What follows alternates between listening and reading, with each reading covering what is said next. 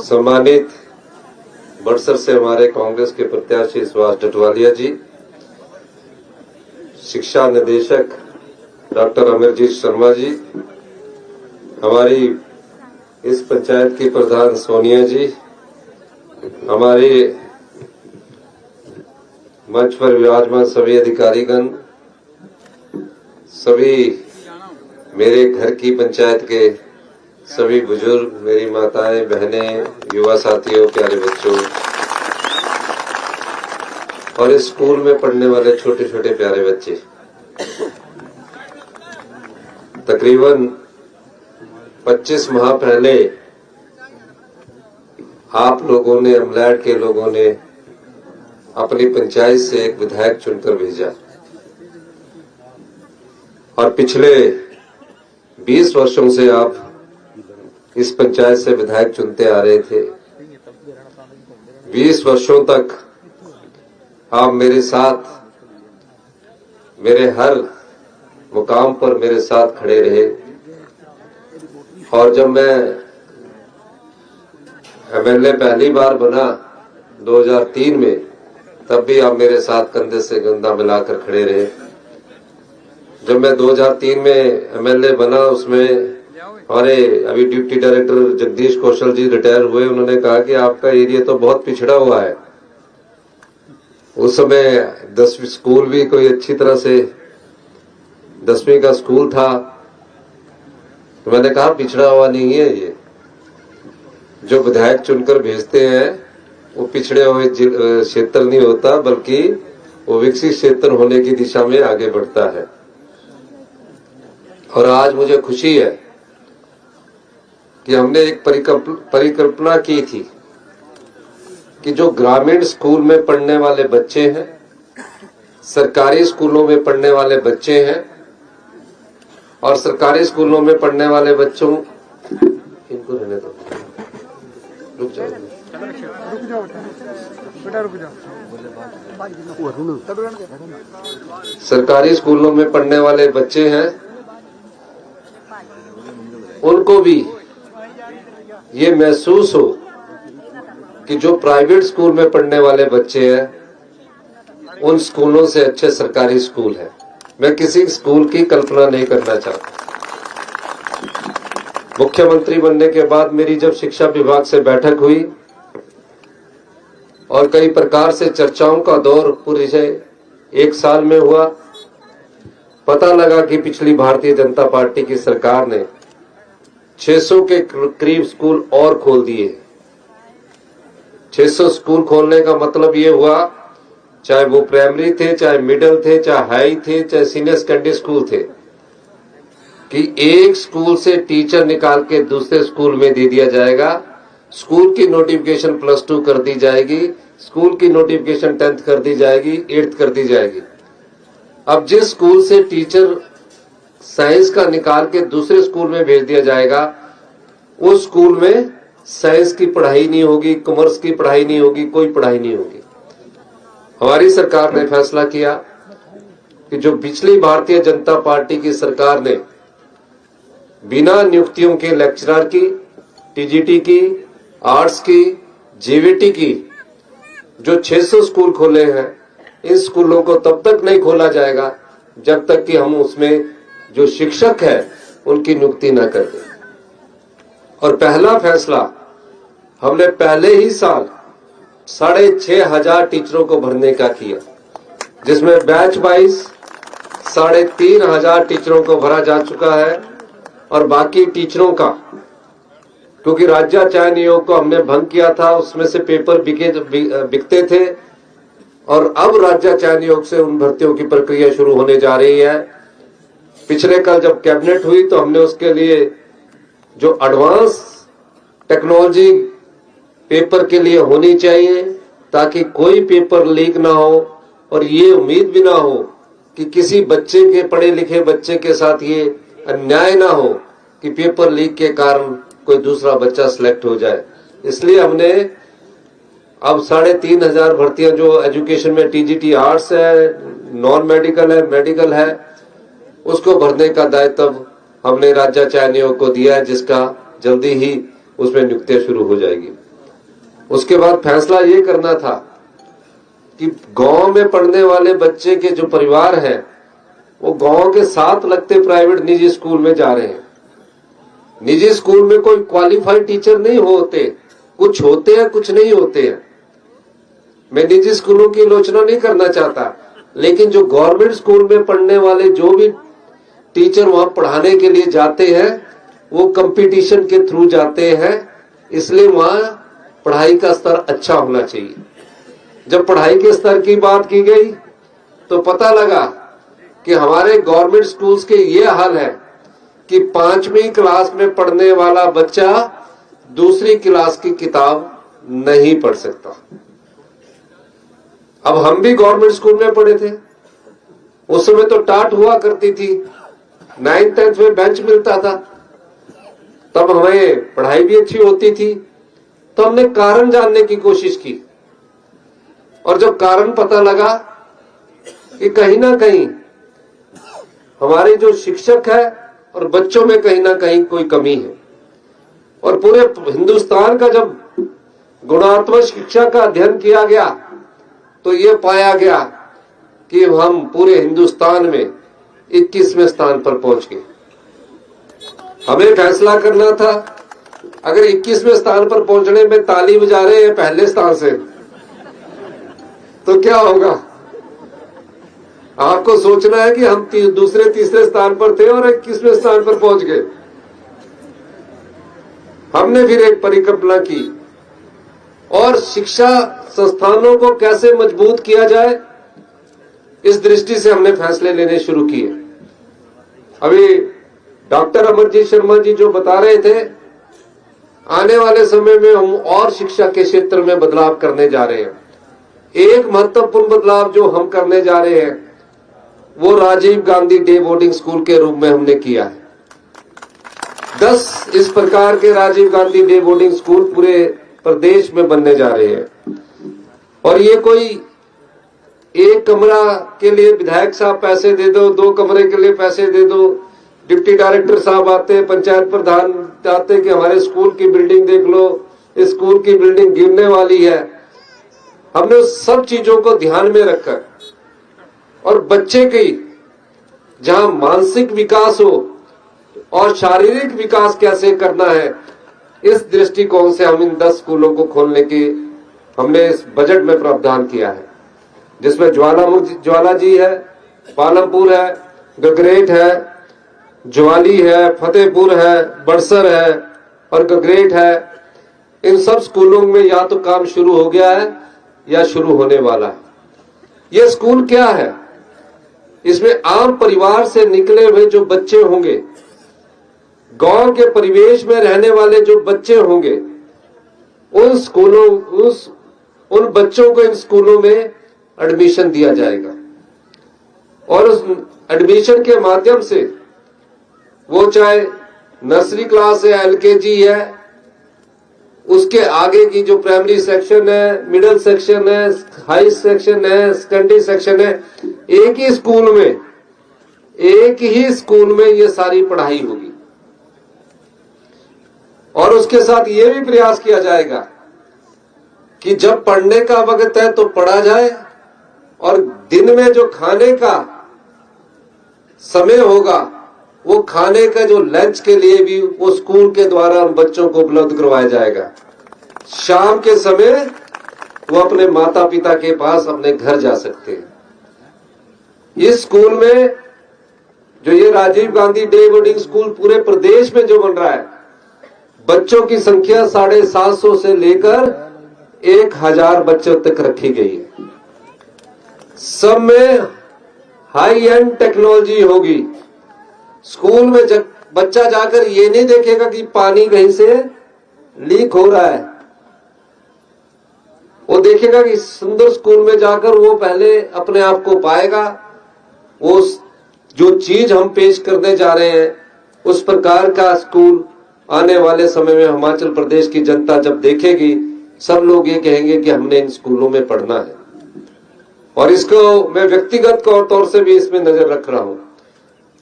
इसके लिए हम अभी चर्चा का दौर है, अलग से कैडर बनाने जा रहे हैं अलग से नियुक्तियां करने जा रहे हैं और निश्चित तौर पर ये बच्चे जब +2 करके निकलेंगे या 10वीं करके निकलेंगे तो उनके मन में एक हौसला होगा, जो भविष्य की चुनौतियों का सामना करने की ताकत ये बच्चे के मन में प्राइमरी शिक्षा से लेकर सेकेंडरी शिक्षा तक उसके मन में होगी। इस दृष्टि से हमारी सरकार ने यह कार्य किया है। यहां अभी 6 महीने के अंदर ही फुटबॉल, हॉकी, बास्केटबॉल का ग्राउंड बन जाएगा और मैंने ये दिशा निर्देश दिए हैं कि 1 साल के अंदर यहां हम एलिमेंट्री एजुकेशन को शुरू कर देंगे और उसके बाद इसका सेकंड पार्ट सेकेंडरी एजुकेशन का शुरू करेंगे। बहुत बड़ा ग्राउंड बनेगा, छोटे छोटे बच्चे भी इसमें खेलेंगे, प्ले स्कूल भी होगा। ये सब चीजें आप लोगों के लिए हम लेकर आ रहे हैं। ये ठीक है कि ये मेरी पंचायत है, मेरा घर है, यही के लिए नहीं लेकर आ रहा, मैं पूरे हिमाचल प्रदेश के लिए लेकर आ रहा हूं। हम चाहते हैं कि शिक्षा में गुणात्मक सुधार किया जाए और धीरे धीरे हम इन शिक्षा का स्तर को और अपग्रेड करना चाह रहे हैं। अभी हम सोच रहे हैं, अभी कई प्रकार के एलिमेंट्री एजुकेशन अलग है, बोर्ड अलग है, हम स्कूल एजुकेशन और कॉलेज एजुकेशन, टेक्निकल एजुकेशन का डायरेक्टरेट अलग से बनाने के बारे में भी सोच रहे हैं। चर्चा चल रही है। चर्चा के बाद ये देखा जाएगा कि हमने किस दिशा में बढ़ना है और चर्चा के बाद ही फैसला लिया जाएगा। मैं ये भी कहना चाहता हूं कि आने वाले समय में हम ग्रामीण अर्थव्यवस्था को मजबूत करना चाहते हैं। ग्रामीण अर्थव्यवस्था क्या है, इसका बड़े मायने हैं।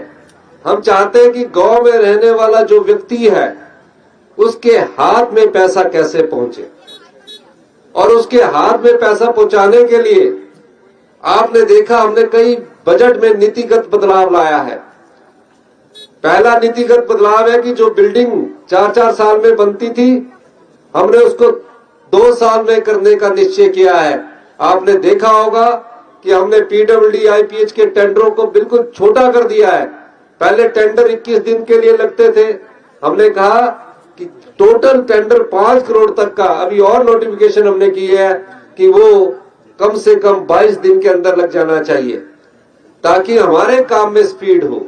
इस दृष्टि से भी हमने बदलाव किया और जो बिल्डिंगें 4-4 साल 5-5 साल नहीं बनती है उसमें मैक्सिमम टाइम हम 2 से 2.5 साल के बीच में ही देना चाह रहे हैं, उससे ज्यादा हम टाइम नहीं देना चाह रहे, ताकि स्कूल भी जल्दी बने और संस्थान भी जल्दी बने। ग्रामीण अर्थव्यवस्था के लिए हमने इस बार बजट में यह प्रावधान किया है कि आप जो गाय का दूध है, हिमाचल प्रदेश का मिल्क फेडरेशन जो सरकारी संस्थान है उसके गुणात्मक के आधार पर 45 रुपए किलो गाय का दूध खरीदेगा और 55 रुपए किलो भैंस का दूध खरीदेगा। गांव में जिन्होंने गाय भैंस रखी होती है उनसे भी हमने कहा है कि आप गोबर आधारित जो खेती करेंगे, यानी कि जो प्राकृतिक तरीके से खेती की जाएगी, जो पहले गोबर के आधारित खेती की जाएगी, उससे 30 रुपए किलो मक्की खरीदेगी सरकार खरीदेगी और 40 रुपया गेहूं सरकार खरीद रही है।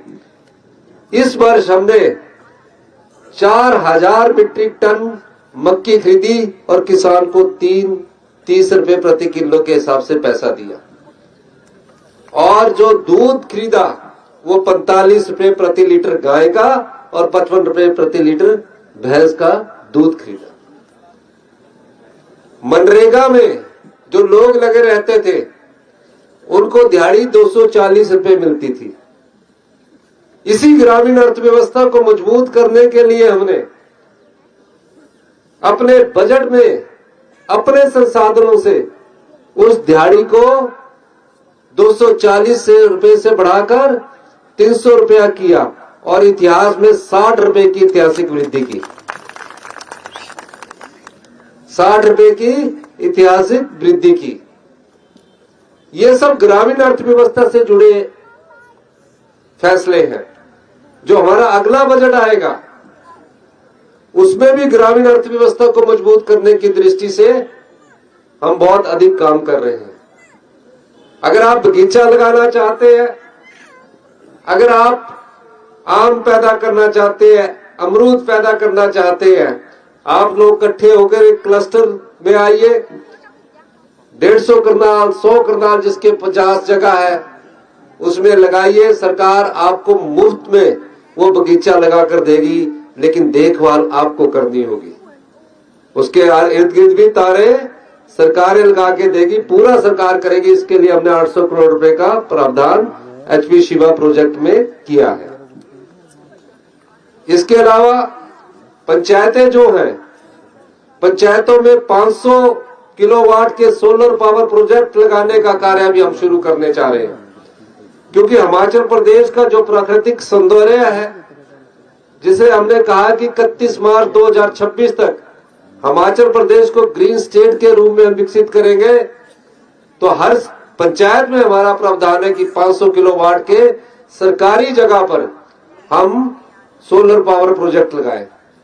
एक सोलर पावर प्रोजेक्ट का, क्योंकि गोरना में जगह मिली, वहां उसका कार्य शुरू हो गया है, और 10 जगह और विभिन्न विधानसभा क्षेत्रों में सोलर पावर प्रोजेक्ट के 500 किलोवाट के काम शुरू हो चुके हैं। और ये कहा गया है कि जो उससे बिजली पैदा होगी, उस बिजली को बिजली बोर्ड खरीदेगा। बिजली बोर्ड के खरीदने के बाद उसमें जो 10 लाख रुपया उस पंचायत को हर साल वहां के लोगों के लिए हमारी सरकार उस पंचायत के लोगों को उपलब्ध करवाएगी। शिक्षा के क्षेत्र में और भी महत्वपूर्ण बदलाव किया है। जो भी बेटा या बेटी पढ़ना चाहती है, उसमें हमारी सरकार 1% ब्याज की दर पर, भारत सरकार 4% ब्याज की दर पर जो उच्च शिक्षा ग्रहण करने वाले बच्चों को लोन देती है, हम 1% ब्याज की दर पर जो बच्चे डॉक्टर बनना चाहते हैं, इंजीनियर बनना चाहते हैं, 20 लाख रुपए का लोन उपलब्ध करवा रही है। जब वो ग्रेजुएट हो जाएगा और बाहर पढ़ने में भी सिलेक्ट हो जाएगा कंपटीशन के थ्रू, तो भी इसको 20 लाख रुपए का ब्याज 1% पर हमारी सरकार उपलब्ध करवा रही है। जितनी विधवाएं माताएं हैं, विधवाओं के बच्चे हैं, उनके बच्चे अगर डॉक्टर बनते हैं, इंजीनियर बनते हैं, आईटीआई करते हैं, नर्सिंग कोर्स करते हैं, जेई का ट्रेनिंग करते हैं, उनके सारी बच्चों की पढ़ाई का खर्च इस साल अक्टूबर से हिमाचल प्रदेश की सरकार उन विधवा बहनों के बच्चों का खर्च भी उठा रही है। इसमें आपने फॉर्म भरना है, उसकी आय, जिसकी आय 3 लाख रुपए से कम होनी चाहिए। तो 3 लाख से कम वाली विधवा बहन का सारा खर्चा, अगर डॉक्टर बनता है तो डॉक्टर की फीस कितनी है? 1.5 लाख रुपया। और हॉस्टल में जब वो रहती है तो उसकी फीस कितनी है? 75,000 रुपया। यानी 2,25,000 रुपया हिमाचल प्रदेश की सरकार विधवा बहन के बच्चे की पढ़ाई का खर्च उठा रही है। इसके अलावा ये सब योजनाएं शिक्षा के क्षेत्र में और उन लोगों को जिनका अधिकार हिमाचल प्रदेश की संपदा में है, हमारी सरकार उस कार्य को कर रही है। ये पैसा कहां से आता है? हर साल हम बजट प्रस्तुत करते हैं। जिस तरह आप अपने घर का महीने का बजट रखते हैं कि एक महीने में इतना खर्चा होगा, दूध का बिल इतना होगा, पानी का बिल इतना होगा, उसी तरह सरकार भी अपना बजट बनाती है।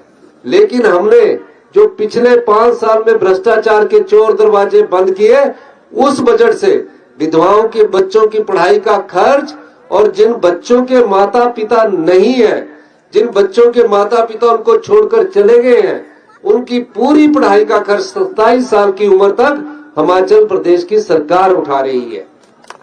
ये सब पढ़ाई का खर्च 27 साल तक चलेगा।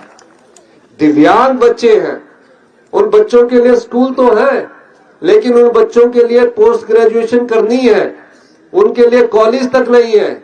हमारी सरकार ने फैसला किया कि दिव्यांग बच्चों के लिए जो ग्रेजुएशन कोर्स होगा वो हिमाचल प्रदेश के कंडा घाट में उसको शुरू किया जाएगा, और उसके लिए अभी हमने बिल्डिंग बनाने के लिए 10 करोड़ रुपए उपलब्ध करवा दिया है।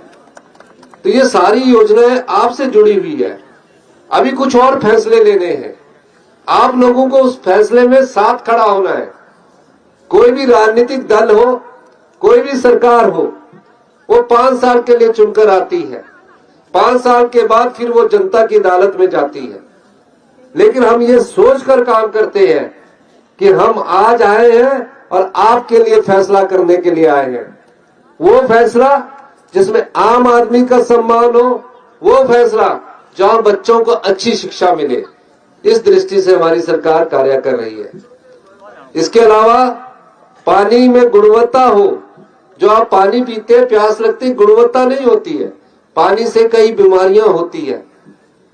और आज मैं ये कहना चाहता हूं, हम हर चीज फ्री में कर सकते हैं, लेकिन हम आपको गुणवत्ता वाला पानी नहीं दे सकते, गुणवत्ता वाली लाइट नहीं दे सकते, और शिक्षा के स्तर में भी गुणवत्ता नहीं दे सकते। क्योंकि फ्री करना, आए बच्चे पढ़े, फीस और वो दे, लेकिन ऐसा करके हम आप लोगों को धोखा दे रहे हैं और आप भी धोखा खा रहे हैं। आप ये सोचिए कि अगर आप सोचते हैं कि मेरा बच्चा अच्छा बने, मेरा बच्चा पढ़ लिख कर अच्छा इंसान बने, अच्छी नौकरी मिले, तो उसको गुणात्मक शिक्षा देना बहुत जरूरी है। मुझे बीमारी कम हो तो मुझे गुणात्मक वाला पानी देना बहुत जरूरी है। पानी पीना ही मकसद नहीं है। कई बार पानी पी के बीमार हो जाते तो आप सोचते हैं कि बीमार हो गया तो मैं 1000 रुपया खर्च कर दूंगा, लेकिन पानी का बिल जो मीटर के हिसाब से 100 रुपए देने में भी हिचकिचाहट करते हैं। हिचकिचाहट नहीं करनी चाहिए। उसमें आपको गुणवत्ता वाला पानी मिले, ये बहुत बड़ी बात है। बच्चों को अच्छी शिक्षा मिले, ये बहुत बड़ी बात है। हेल्थ सेक्टर में हिमाचल प्रदेश निचले पायदान पर पहुंच गया है। हो क्या रहा है हॉस्पिटल्स में? आप मैदान जाते हैं, चेक करवाते हैं, वहां से बोलते हैं टांडा चले जाओ, फिर पता लगता है टांडा के बाद होशियारपुर और जलंधर पहुंच गए। वहां तो आप फटाफट पैसे खर्च कर देते हैं। वो तब नहीं देखते कि मेरे को बीमारी ठीक हो जाए, किसी तरह जितना मर्जी पैसे लग जाए, लेकिन उस बीमारी से पहले ही हमको अपने, अगर हम रोकथाम के उपाय अपना ले तो अच्छा होगा।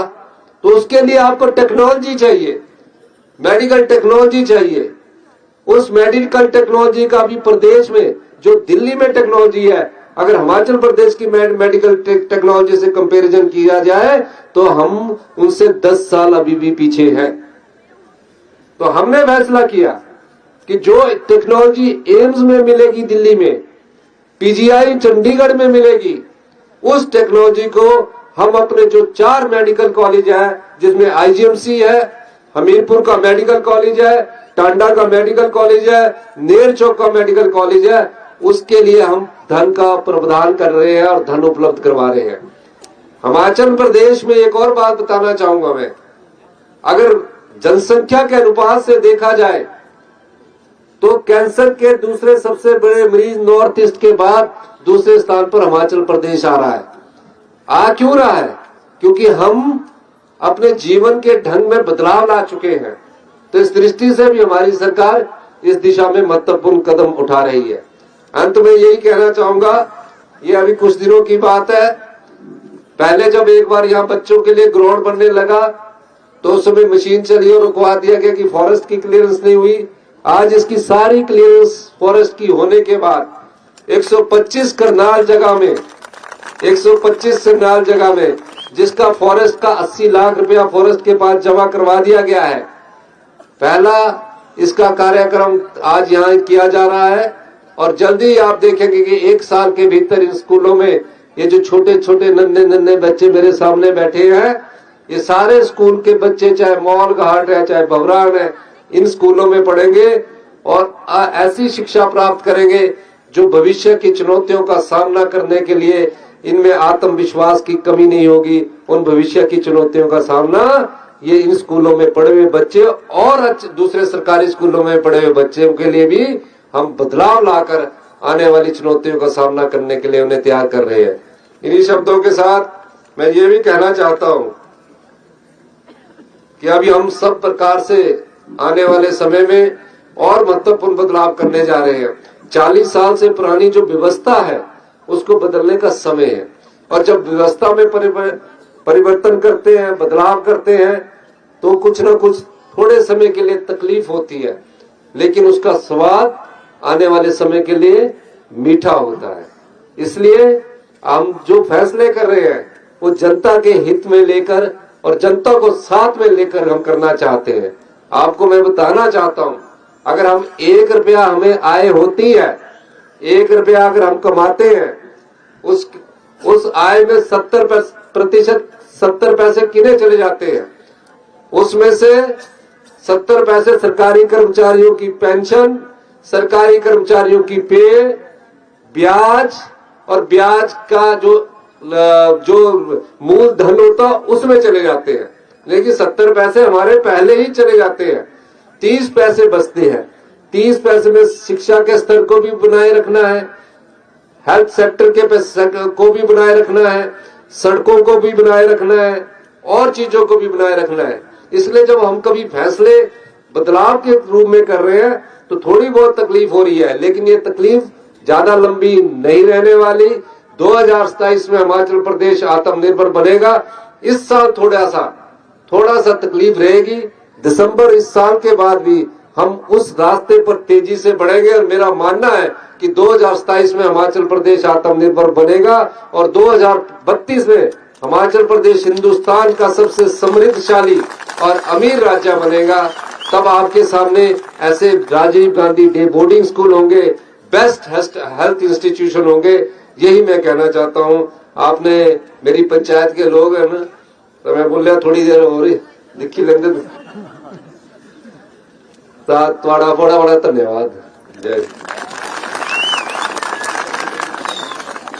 ये पंचायत की जो बिल्डिंग है इसकी नई बिल्डिंग बना दी जाएगी और इसमें कम से कम 1 करोड़ रुपया दिया जाएगा।